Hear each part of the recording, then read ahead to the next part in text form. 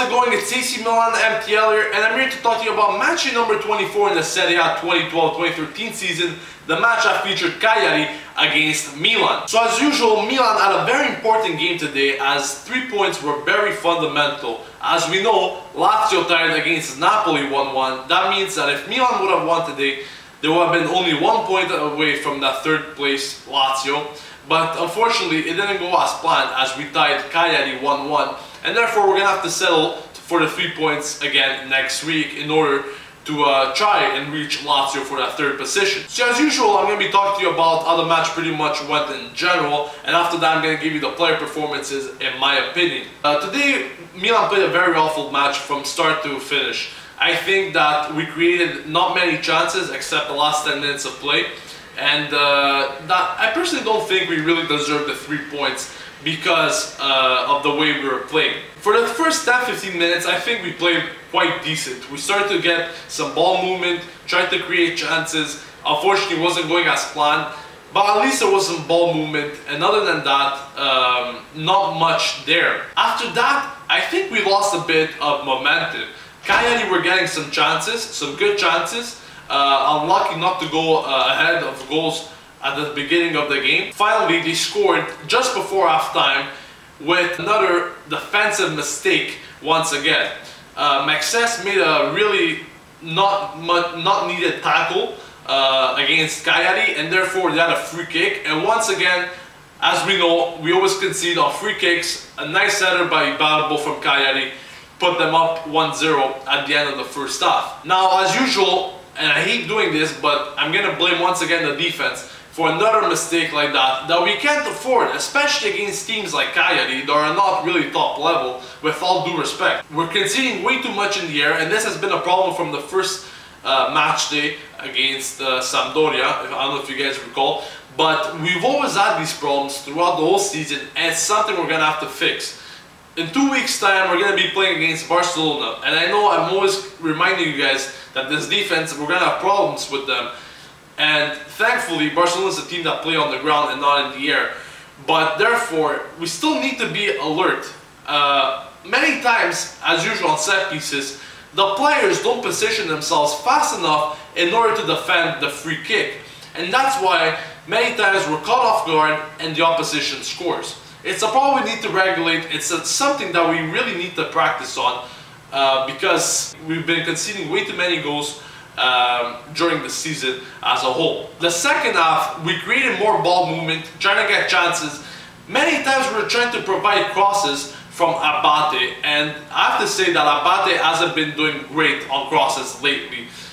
He's been trying to move up and trying to cross, but it still seems like Milan have a problem with crossing with the wings, and it's something else that we're going to need to fix because we do have good jumpers in the air in the front of the net. It's just the crosses need to come better. But therefore, as I said, we kept pushing up and tried to create good attacking positioning and obviously creating more chances, which was good. Finally, at the 80th minute, Balotelli got taken down and there was a penalty shot. We did convert it. And other than that, Astori from Cagliari got sent off. Therefore, with 10 minutes left, we were level 1-1 and we had a big opportunity in order to take the game. As I said, in the last 10 minutes, we had many more chances than I think we had the whole game. We came close various times, but at the end, the 1-1 tie was the result. Personally, I think it was the right result because we didn't play to our full potential throughout the whole game, and as usual we always leave it to the last minute in order to do our business, and it's not a way that we need to go by in order to win games, especially important games like the ones that we are currently playing where each game counts, and we really need those 3 points in order to get the third position. As for the player performances, Abbiati played quite well. Obviously you can see that goal, but it wasn't his fault. Because of the defense, we conceded that goal. But when Cagliari had those few chances, especially in the second half, Abbiati was alert and he was on his game, and obviously kept Milan in the game. As for the defense, De Sciglio and Abate played decent. Obviously De Sciglio coming back after a few weeks missed, but as for Abate, as I said, he kept providing crosses, sometimes not the best crosses, but he was there. Obviously, he tried pushing up and creating good chances, but obviously they came to no success for him. The biggest mistake and problems were from the center backs, Maxes and Zapata. As I said, not very good games by them were the cause for the first goal in my opinion, especially Maxes. Zapata, sometimes he did quite well, but obviously we can't go on with center backs like this. We're gonna need truly reliable center backs if we want to go anywhere, either in the Championship or in the Champions League. As for the mids, today they were completely changed. Ambrosini took Montolivo's spot since he was suspended. Montari came back and he obviously took Boateng's position. And Flamini was there. He also played in the past few games. And I think Flamini was the best out of the three midfielders.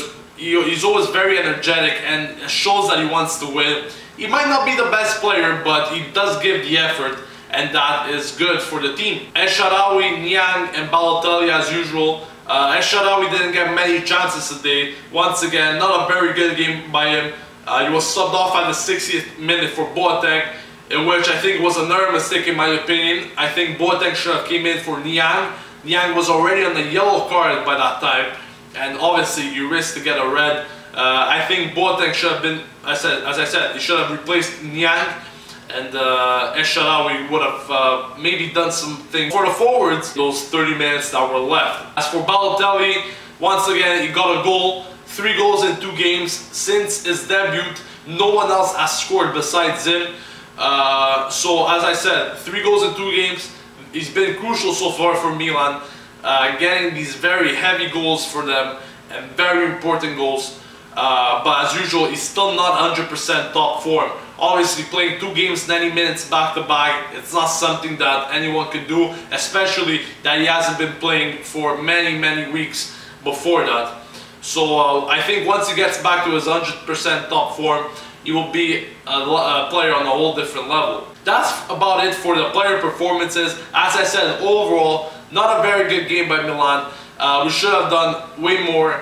And obviously a game so important and a big chance for us to be only 1 point behind that 3rd spot. We should have played way better and obviously finish up the game with a win. That's about it for the game, guys. Don't forget that next game will be on Friday because we will be playing in the Champions League on the week after. Therefore, we always play before everyone else when there's Champions League. So we'll be on Friday against Parma at home. Very crucial game as usual. We're gonna need the 3 points no matter what against them. Also, if you still didn't, please follow me on Twitter and like me on Facebook for the latest Milan news throughout the week, match reports, and much more. And also, if you still haven't, please subscribe for more Milan vlogs, news, etc. I'm missing only a few more subscribers to reach 300. It will be really nice if you guys could hit that subscribe button if you still haven't. That's about it for me, guys. I'll be seeing you guys on Friday for the match against Parma. This has been AC Milan MTL here, signing off, and Forza Milan!